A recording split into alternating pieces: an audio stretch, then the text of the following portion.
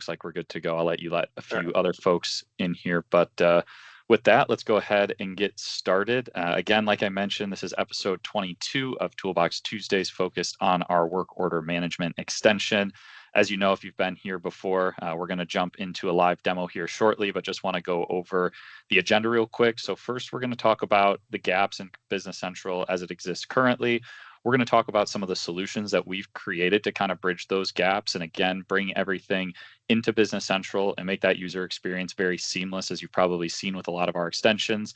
Like I mentioned, we're going to jump into that live demo of work order management that Matt's going to take us through today. He's one of our product managers here at ERP Connect. Then we're going to go into some of the next steps that you can take after seeing the demo and how you can get some free trials, play around with this and other apps kind of in your own environment. We'll go over some of the resources that you can utilize in order to be successful, kind of either on your own or paired up with our professional services team. We're always happy to help with those implementations and those projects. And then we'll go into Q&A. I do encourage everyone to ask questions as we go. I feel like they're a lot of times easier to answer in line as we're going through a topic, but we will reserve some time at the end as well. But again, highly encourage you to ask those questions throughout. Just do that in the chat or the Q&A, and I will help facilitate those as Matt goes through it. So with that, what are the current gaps that we see in Business Central today, right? So let's go under the frame of we're using that Essentials license, right? And you're just kind of doing some of the basic things that you do in Business Central. With that, there's no ability to do work orders or service orders in Business Central, right? You have to buy more licensing, more products, this, that, and the other. There's also no ability to do in-house or in the field service orders, and we'll get into more of that when we go over the solutions. And there's no easy way to facilitate paperless work orders with a technician. So think you're on your tablet, you're out in the field, or you're in-house working on an in-house work order, right? So with our work order management tool, we've developed solutions around kind of all of these gaps or things that you can't get with that Essentials license. So again, all of this is going to work with that $70 with a yearly commitment license from Microsoft, and it's going to allow you to do all of these various things, right? So we can do some traditional work orders for services provided, right? We can do either in-house or in the field work orders. So all of that's going to work on a tablet, like we talked about, being paperless. You can do work orders with item planning. So let's say you generate some work orders and you need materials to fulfill those work orders, right? We can generate special purchase orders in order to fulfill those work orders and make sure we have what we need to perform that work, again, either in the field or in-house. We've got estimates that we can convert to actual work orders. So think of the kind of sales quote to sales order and invoice mentality, right?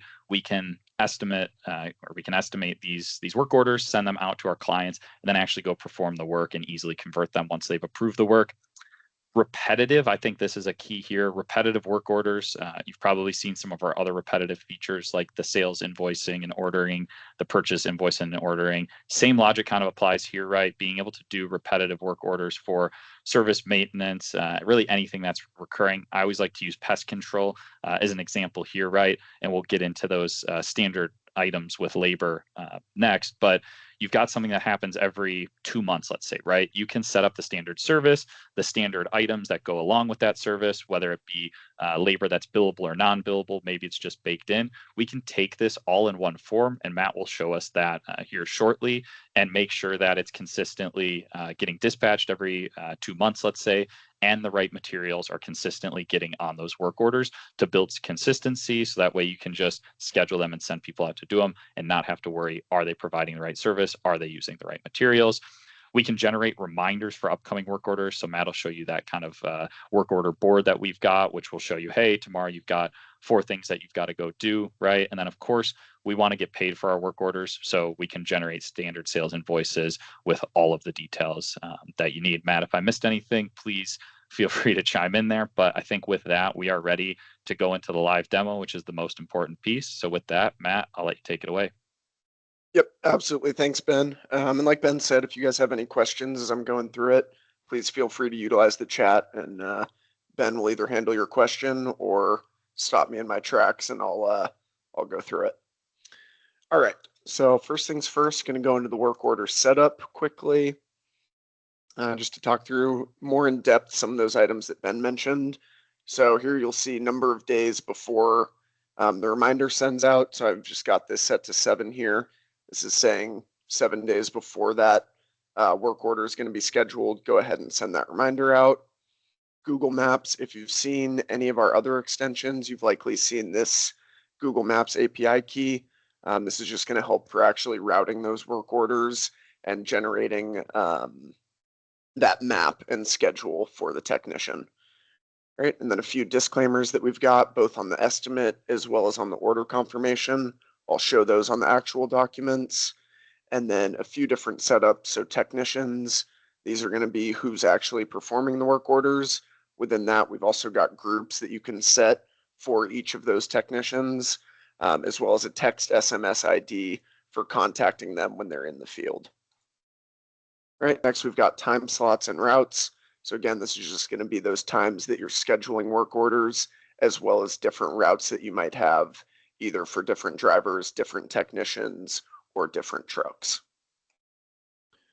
Right, back to the BC homepage. Here you'll see a few different work order related activities. So right now I am on one of our 2 available role centers within work order management. So I'm set as the work order manager right now. I'll also show you the technician once we get to that piece. But you'll see here I've got work orders as well as my work order estimates. I'll go ahead and drill in here and create a new estimate work order. All right, so pick my customer here. Go in, give it a scheduled start date, order name. Call this a conference room overhaul. All right, next work type. So we've got a few different options here: time and materials, repair, service, warranty, service, and maintenance. Again, just trying to use those for tracking. This is going to be time and materials here. Next is going to be location type. So we've got both in-house as well as on-location work orders, like Ben mentioned. So again, in-house would be anything that you're doing in-house, versus on location, you're going to actually go out to that customer site and perform the work. Right, because I selected on location, I'll need to pick a route as well as a technician, and then again that time slot for what time I'm going to be doing the work. All right, next we've got our labor section. So I'll go ahead and add my labor to this work order estimate. Here I've got 3 different standard labor set up. So I've got my prep, my actual painting, and then the cleanup once that job's done. You'll see here a lot of these fields are defaulting in based on my setup for the standard labor, as well as down here I've got standard work order items that are also going to be defaulting based off what I have set up at each of these levels. All right. Off to the right here, you'll also see this billable column. So this is just defining whether or not we're going to actually bill these items back to the customer. In this example, you'll see the top one's not going to be billed, and those 3 remaining items will. Again, this is just the standard items that I have set up. You can also include any one-off items. So if I wanted to include maybe an additional chair for this conference room overhaul, I could do that here. And then go ahead and release that estimate. Go back in here. And then I can go ahead and email this estimate out to the customer. All right, just to give you an idea of what the actual printout looks like. All right, I've got all my labor nested with each of those standard items that are grouped within the labor. Right, so you'll see all the standard items as well as that swivel chair that I added under painting. And then we've got labor and materials broken out at the total level. All right, discard that here.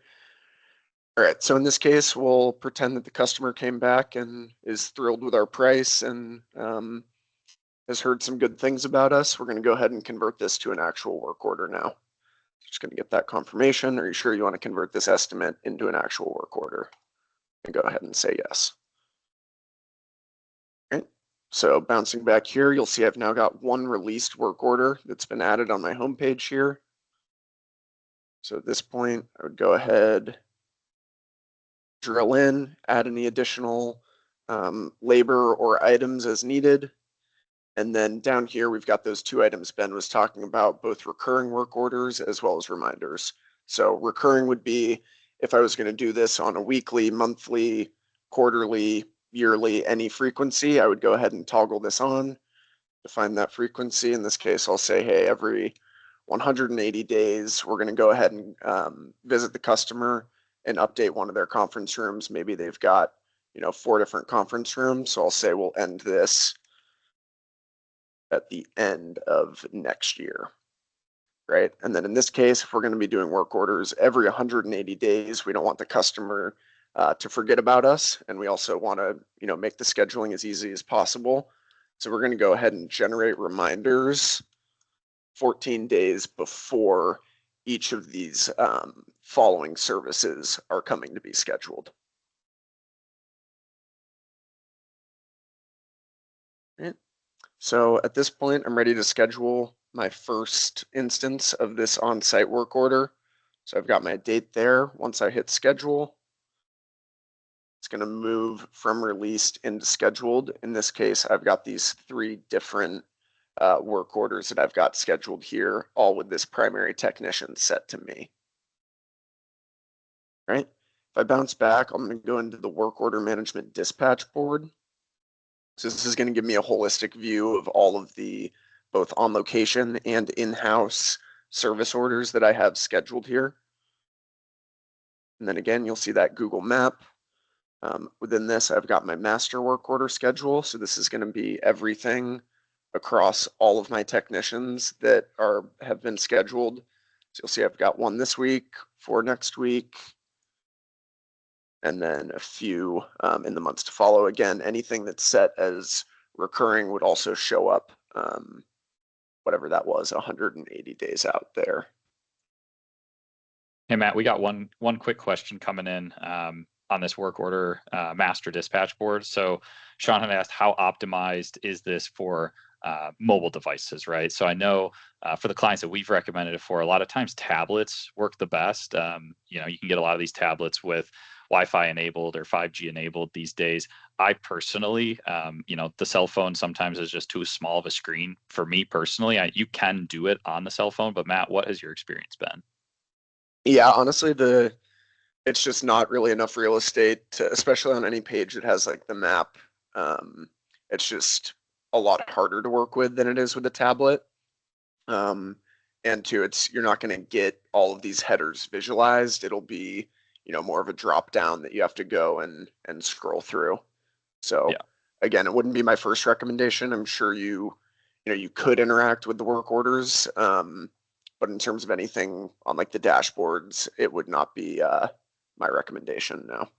Yeah. So I think the short answer there, Sean, is yes, it is. It is all possible. You can, of course, download the Business Central app on your phone and test it out and see how you like it. All the options will be there, and you can see everything on the mobile device, whether it's an iPhone, an Android, or a larger tablet. But of course, the screen size is going to be kind of what comes into play there. So obviously, cell phone, you're going to have less just room to visualize it, whereas a tablet's a little bit easier to see things. But it will work on any of them is the general answer there.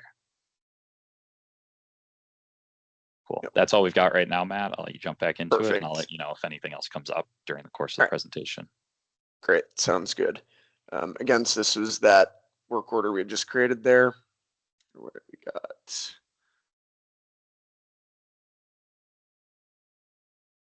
Sorry, I forget which one I was on.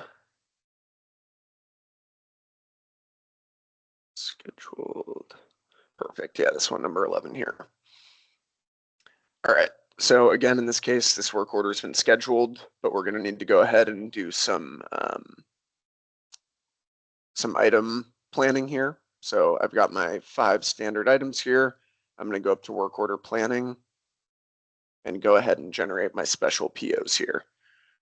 All right, so I'm going to go ahead and toggle special order on for all of these and then enter my target vendor for who I'm going to be generating this special PO for. All right, so go in here, enter all my vendors, enter that unit cost.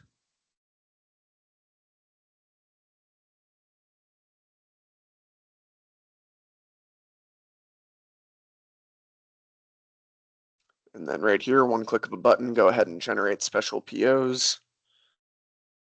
And then you'll notice this special order column will populate with that PO number that's been generated. Right. It's also going to populate with that expected receipt date based on whatever the item vendor lead time is. Again, if any of you were present for our advanced purchasing demo, you'll recall that we have automated. So in this case, all of my vendors have a lead time associated with them, and that's what's driving this expected receipt date field here.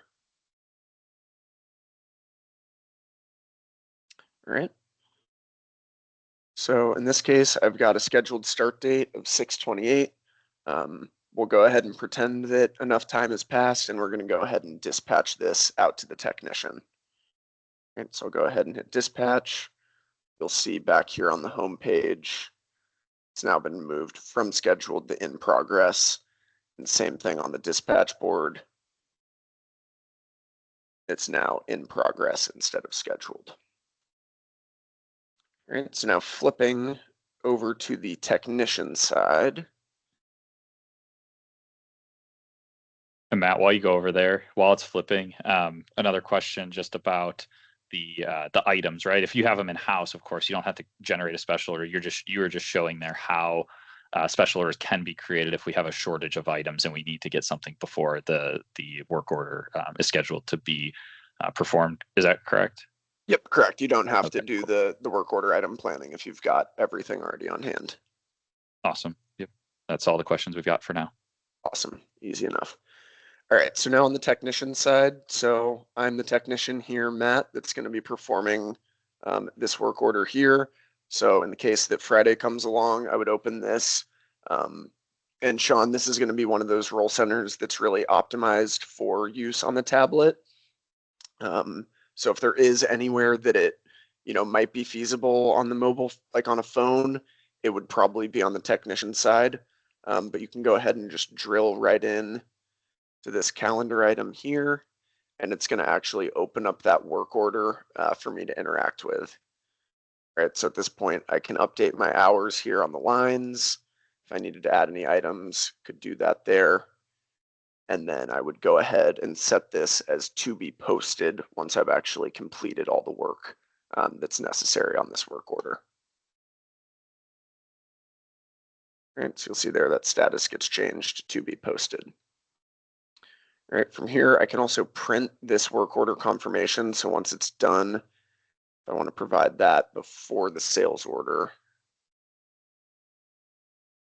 Right, and it's going to be very, very similar to what you saw on the estimate side, but just different verbiage for the work order confirmation.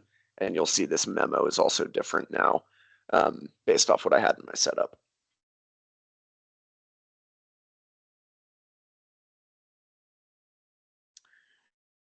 All right, so from here, either the technician or whoever the work order manager is could come in and post these. In this case, I want to show that work order dispatch board again. So I'm going to do it from there. All right, so from here I can filter to only what's been released, scheduled, in progress, or in this case, to be posted. All right, so I'll go ahead and post that here. And this is going to generate a sales order, like I mentioned. We also have the option to automatically either ship and invoice or just ship off of the sales order upon posting that work order.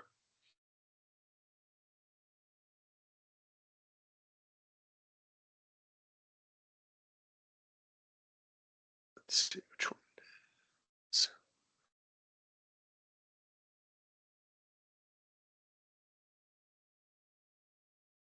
And I don't remember who my customer was, but one of these. I think it was the Trey Research Trey. one, I want to say. Oh, yeah.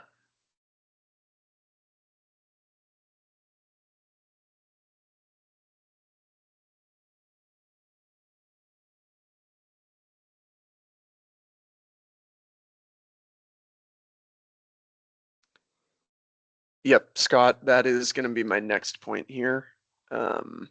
So great question. I'll go back over to that work order dispatch board. So if you recall, I've got either scheduled or in progress here. right? So if I go to this map technician schedule, that's where that Google Maps piece comes into play. Let me go to the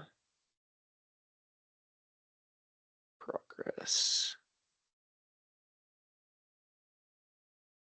All right, so what it's going to do is start me at whatever my warehouse location is, and then it's going to route, in this case, since it's on location, to that customer site down in Georgia, and then back to the original warehouse here.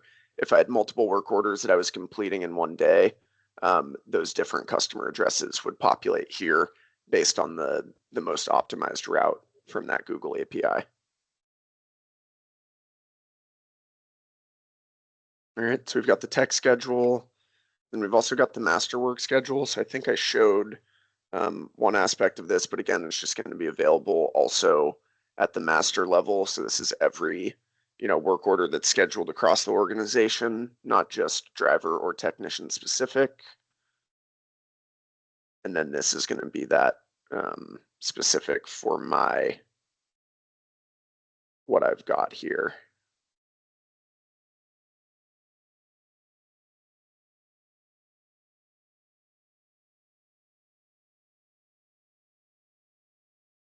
All right.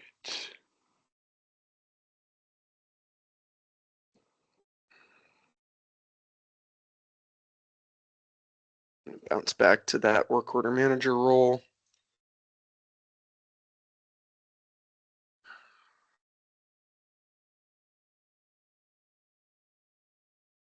All right.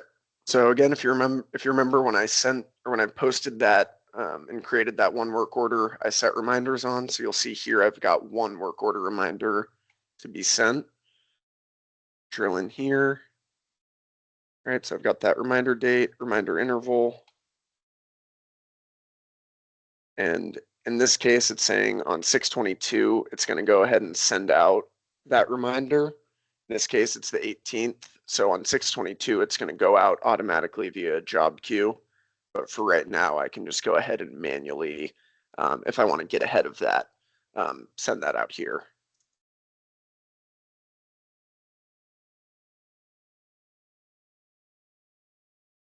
And so again, I've got my subject here and then the body of the message.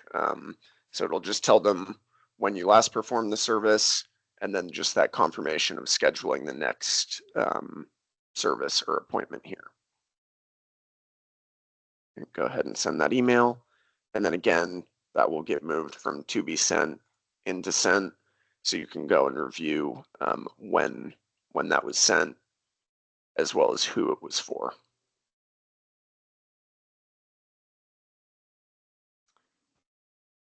All right. Additionally, so we went through the dispatch board. There's one more here, schedule summary. Yep. So again, just another visualization based on those different labor items, as well as the customers that you're visiting by month, day, and week. And someone.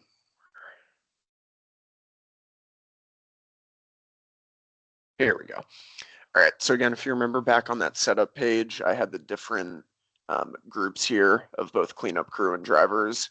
So again, this will be a very similar visualization, but just broken up by the group and when they have different labor items within those work orders that have been scheduled.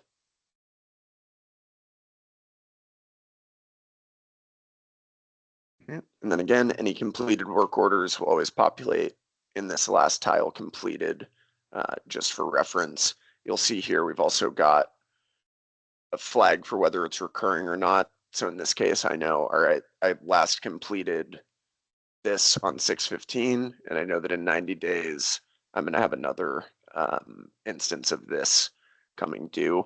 Once I complete that, I go back to the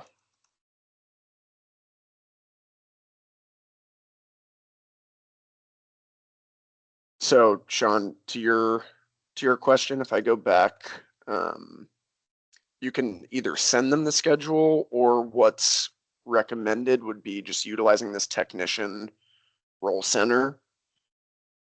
Right, in this case, I'm set up as that technician Matt that had a few different work orders scheduled for myself, and then Ben had some for him. In this case, it's only going to show me on this schedule and on this agenda those work orders that I'm assigned to.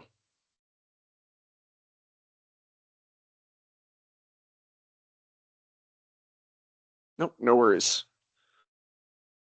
All right, so back to that dispatch board.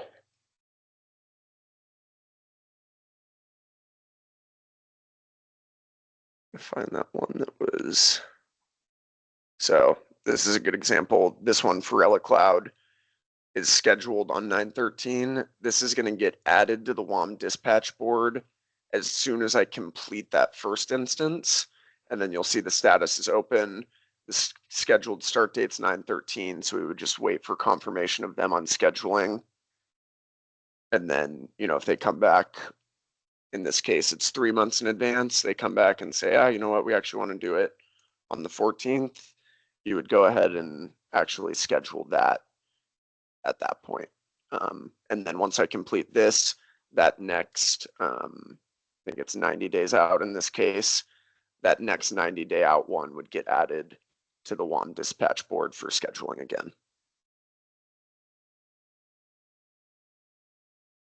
All right. And then other piece, Sean, so if you remember, I showed that Google map, that map tech schedule is also going to be based on who the primary technician is, right? Since we only want to have one map routing per driver, right? So this would be Ben's here.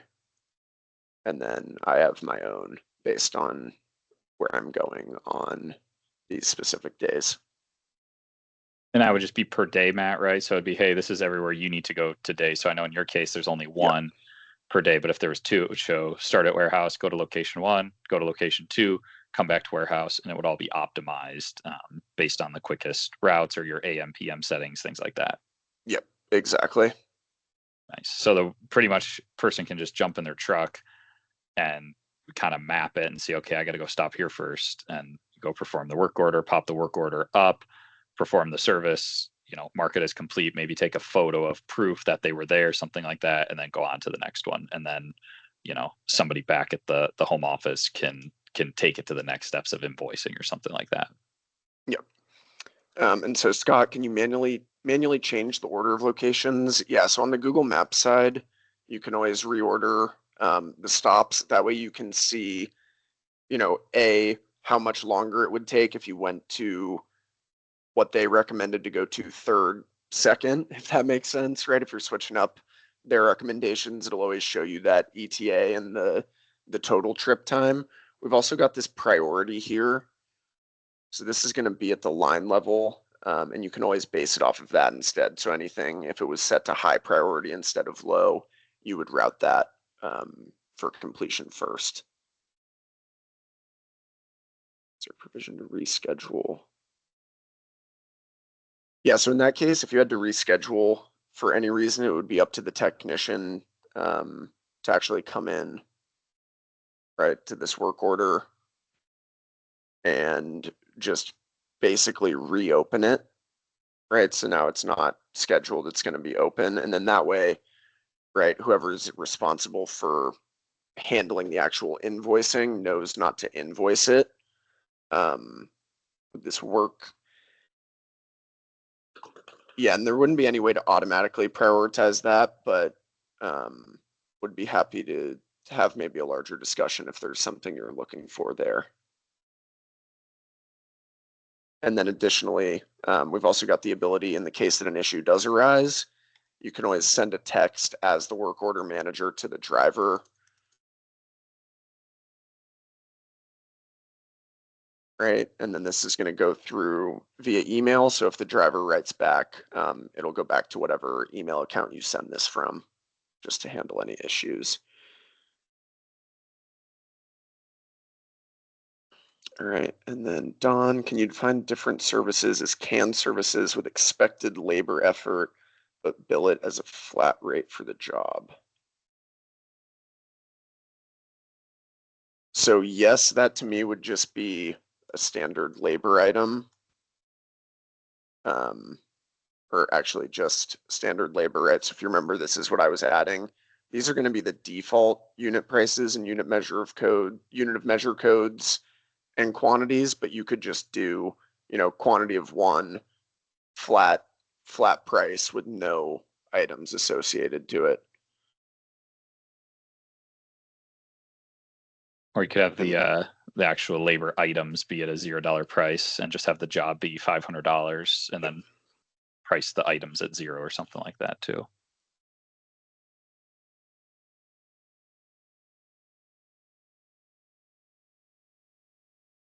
all right, that's all I've really got on the live demo side. Ben, I will go ahead and pass it back to you. And if we have any other questions, feel free to keep utilizing the chat. Awesome. Sounds good. Thank you, Matt. We'll jump into the next steps here. And like Matt said, if there's any additional questions, feel free to drop them in the chat. It looks like there's already a few, so we can just knock those out before jumping into the PowerPoint. So Sean asked about if there's a spot for technician notes or photos. Matt, I know you didn't show that, but I know there is a spot to put the photos of proof that you were there and that the service has been performed and things like that. And then as far as notes, not sure where the notes would be put, but if there's not a place on it now, we could always add notes. Matt, I don't know if you know. Yeah, a spot to add the notes right now. I don't think we've got one at this point, but we can definitely get that added. I know we've got it on our dispatch management. So like, sometimes dispatches could be combined with work orders. If you have rental items or something like that, right? You're dropping just on a standard sales order. You would dispatch it to drop the rental items off, and then the work order might be to service those. So I know with the dispatch piece, there's the ability for both the photos and the notes. So we could probably easily add that to work orders as well if needed. Yes, maybe as a part of the confirmation there. Yeah. And then Scott was wondering how detailed can we get on the work order steps? So I think more so than looking at just what items or labor, I'm guessing, Scott, and maybe you can help clarify that. For the steps, are you actually looking for work order instructions as to how to perform the work order? Is that what you're looking for there? He said yes. So Matt, is there anything step-by-step of instructional how to perform this work order? Like in your example, I guess, here's the paint, you need 5 gallons of paint, but telling you, I guess, how to paint it or a checklist or something like that. No, at this point, you would just have to rely on this description field here, and you'll notice this is, a very large field intended for, a lot of characters here. So, right, in your case, step 1, safety and PPE, make sure you have full hazmat suit and all. Oh my gosh, I can't type. All safety measures. Compliance with OSHA or something like that, right? So intention of this field being large is so you can really make it as detailed as possible on that description for the technician, as well as on that confirmation, so the customer knows that you're taking all the right steps there. Awesome. Yeah. And if there was something needed where it was like a pop out of here's the step by step, I'm sure we could look into what that would take. But for now, yeah, kind of just what Matt said. And yeah, we can do the attached photos. Let's see what else we've got here. Large list of discrepancies / tasks. I think that would go into what Matt was just talking about. And then Tom asked about Copilot. So Copilots for ISV products is still in the works for Microsoft. So unless an ISV puts Copilot specifically into their app, it wouldn't exist out of box yet. We haven't done anything with that yet, just waiting for Microsoft just to make them compatible, just because it's automatically going to be that way within the next year, it sounds like, but nothing additionally outside of what's available today in version 24 for Copilot. Cool. All right, well, we'll keep monitoring that chat. Really appreciate everybody asking questions. That's what these sessions are for, right? For everybody to come and learn. So there's any others, we'd be happy to answer them. But what are the next steps after kind of going through what Matt went over today? And again, Matt, appreciate you going through all that. I think it was very educational and helpful for what our work order tool can do. So with all of our tools, download our 30-day free trial, right? If you go out to AppSource, so we'll put some links in the chat here. If you go out to AppSource, you can download work order management directly into both. I would recommend doing it in a sandbox first, but technically you can do it in sandbox or production. And that key that you generate is going to be good for 30 days. So you can use it fully functioning, see it with your own labor items and your own labor and things like that, and make sure it works for yourself. Partners, we recommend you putting this in your kind of demo environment to show other people. For any end users, throwing it in your sandbox environment, that's probably a copy of production, just to make sure that it works the way that you intend before moving that over to production. We've also got our activation video, which is about 90 seconds long, that can be found on our YouTube channel, and it will go through how to set this up and how to generate the demo key. It just takes about a few seconds, but we walk you exactly through how to do that so that there's no confusion. Outside of that, Matt, if you want to go to the final pieces here, the resources, this will be informational and educational things in addition to what we did today, right? So on our product page in AppSource, it's going to have mostly the same information. It's going to include summaries of what the products are going to do. It's going to include screenshots of kind of some of the things that we went through today. And there's also going to be full-blown user and setup guides that kind of walk you through step-by-step how to set up the tools and how to actually utilize them. Like I mentioned, we've got a full-blown YouTube channel that's going to have all of the video walkthroughs and demos, as well as all of the recordings for things like this. So this Toolbox Tuesday will be on YouTube by the end of the week. We'll also send out an email with that recording to everybody on this call or those who are registered not able to attend. And then if you're interested in other things, we've also got our product guide. So this is about a 30-page document. Every page is dedicated to one singular product, and it's going to go through some of the fit gap analysis, as well as some of the configuration and training times kind of estimates that we typically see when these various tools are set up. So I'll drop a few of those links in the chat here as we wrap up. And with that, if there's any other questions, we would be happy to answer them on the call as I drop some of these links and any parting remarks. So please feel free to drop those in the chat. Otherwise, appreciate everybody joining today, and we will talk to you in another 2 weeks on our next Toolbox Tuesday.